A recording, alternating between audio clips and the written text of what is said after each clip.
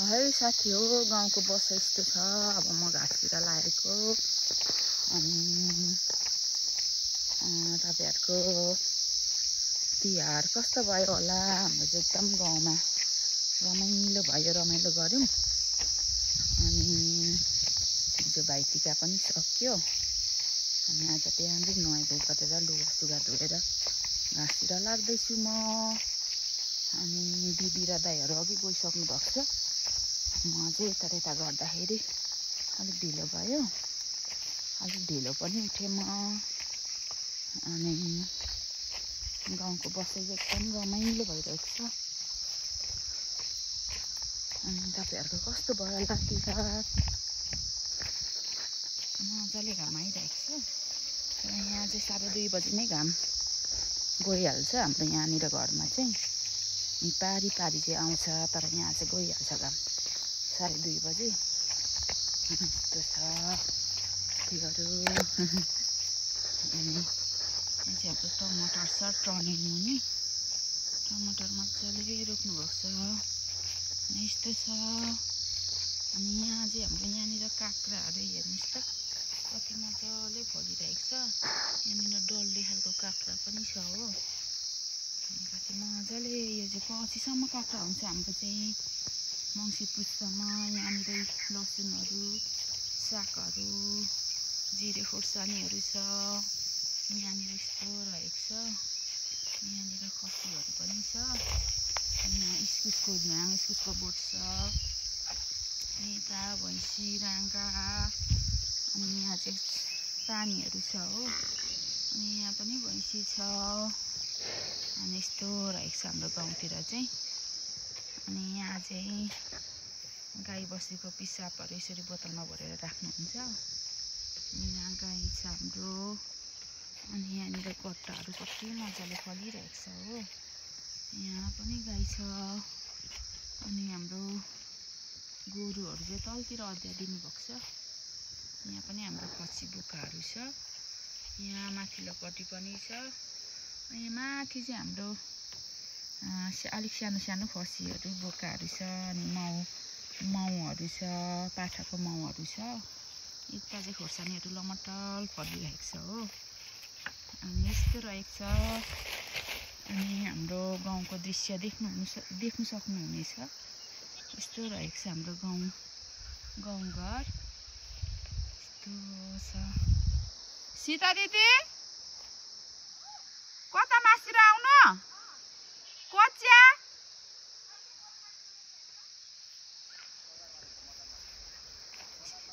हस्। यहाँ तलतिर काकीहरुको घर। यहाँ परतिर मूल घर। हाम्रो पहिला बाजेहरुको मूल घर। पहिलाको हाम्रो मूल घर चाहिँ यहाँनिर थियो हो। यो यहाँनिर थियो। अनि पछाडी त्यहाँदेखि छुटबुट भएर कता परतिर जानुभयो, तलतिर जानुभयो। अनि हामी फेरि यो यहाँदेखि यो घर छोडेर फेरि मास्तिर निस्क्यौं। अनि अहिले मास्तिर छ। अनि यहाँ मासिर देख्नु सक्नुहुनेछ। यहाँ डाँडामा यहाँ चिसापानी बजार छ हो। यहाँनिर त्यहाँ पनि छ हाम्रो घर।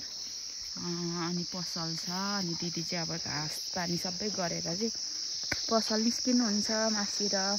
घरमा पसल छ नि त मासिर पनि। अनि मासिर तर मासिर हामी बजारतिर चाहिँ कोही बस्नु हुँदैन, पसल मात्रै छ। एउटामा चाहिँ अरूमा चाहिँ सबै भाडा छ। एउटामा चाहिँ तल मुनिको फ्लाइटमा चाहिँ दिदीले पसल आफै गर्नुहुन्छ हो। अनि भरे दिदी निस्किनुहुन्छ। अनि यस्तो रहेको छ। अनि यो कति मजाले सागसब्जीहरु पनि हरियो भइरहेको छ हो। इस्कुसको मुन्टाहरु, गट्टाको मुन्टाहरु कति मजाले भइरहेको छ। सागहरु छ, हरियो खोर्सानी, टमाटरहरु पनि आफ्नै बारीमा छ हो। अनि यहाँ त खानेकुराहरु पनि एकदम प्रशस्तै रहेको छ। अनि केराहरु पनि छ, इस्कुसहरु जे खानु मन लाग्यो त्यही हुन्छ यहाँ चाहिँ। अनि एकदम रमाइलो छ। दही मही पनि अटुट हुन्छ हाम्रो घरमा चाहिँ। अनि एउटा नभए एउटा, एउटा नभए एउटा हुन्छ। यहाँ चाहिँ यस्तो हुन्छ, एउटा थाकिन्छ अनि अर्को ब्याउँछ, अर्को थाक्ने बित्तिकै अर्को ब्याउने भइहाल्छ हो। गाईहरू पनि 2टा छ, भैँसीहरू पनि 2टा छ। नभए यो दुध मही दही चाहिँ कन्टिन्यू भएन भने चाहिँ अर्को फेरि किनेर ल्याइहाल्नुहुन्छ हाम्रो दाइले। अनि दही मही दुधहरू चाहिँ कन्टिन्यू भइरहेको छ। अनि हाम्रो घरमा चाहिँ टुट्दैन, एकदम रमाइलो छ। अनि भैँसी गाईहरू ब्याउँदाखेरि चाहिँ यहाँनिर रातभरि दिनभरि यहाँनिर आगो बाल्नुहुन्छ हो। अनि यहाँनिर यहीँ कुराउनी पकाएर खान्छौँ हामी चाहिँ। कुराउनी घरमा लाँदैनौँ, यहाँ रहेछ कच्चा हेर्दा अनि हामी चाहिँ कुराउनीहरू घरमा जब सौरिन्छ अनि मात्रै घरमा लाने गर्छौँ। हामी यहीँ पकाएर यहीँ बारेर खान्छौँ दुनामा। अनि मासु अब कहाँदेखि जानु, कहाँदेखि जानु पर्यो रहेको छ साथीहरू। ल है, यो चाहिँ कुन ठाउँ कुन गाउँ भन्नुहुन्छ होला। यो चाहिँ खोटाङको चिसापानीको छेत्वा भन्छ है। यो चाहिँ छेत्वा गाउँ हो, छेत्वा।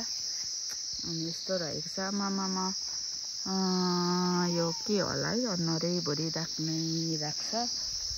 अनि कति साह्रो दाग आएको है, भएभरको सबै देखिने रहेछ।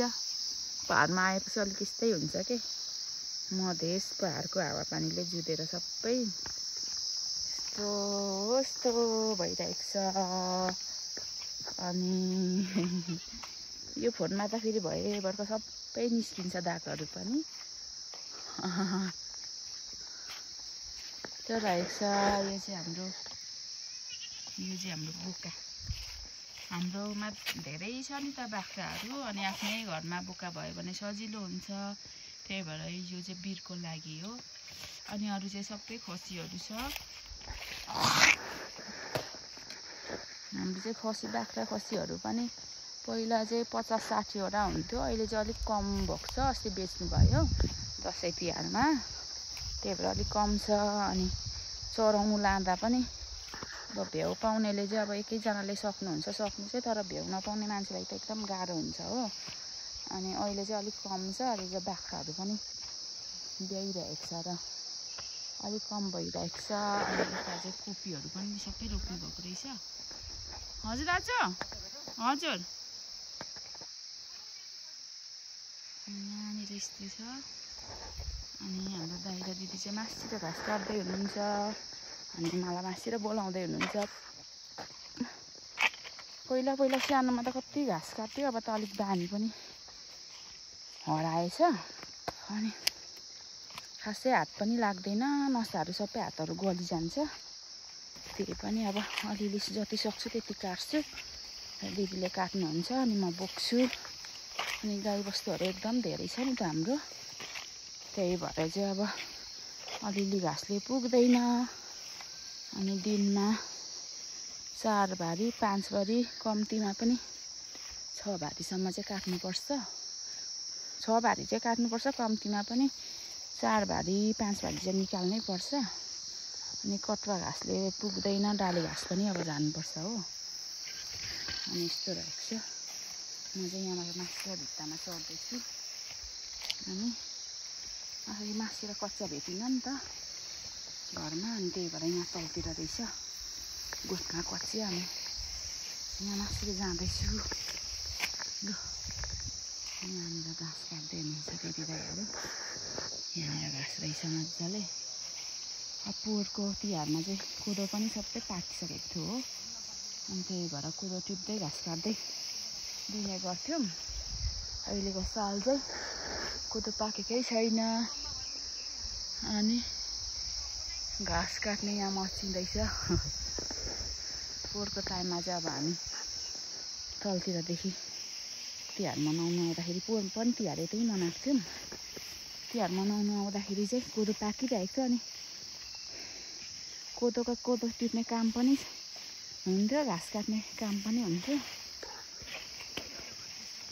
त्यही भएर चाहिँ यसपाल चाहिँ अब कोदो टिप्नुलाई अब साथीहरू लगाउनै पर्यो है। घरमा कोही नभ्याउने, सबै आफ्नो आफ्नो काममा। अब पोहोर चाहिँ कोदो पाकेर कोदो टिपिवरि निस्किन्थ्यौँ। यस्तै छ साथीहरू। र दाजु दिदी र दाइहरू अघि आएर घाँस काट्दै हुनुहुन्छ म चाहिँ अब यहाँ काट्छु घाँस चाहिँ मजाले नै छ हुनु त अब भिडियो यति नै बाई।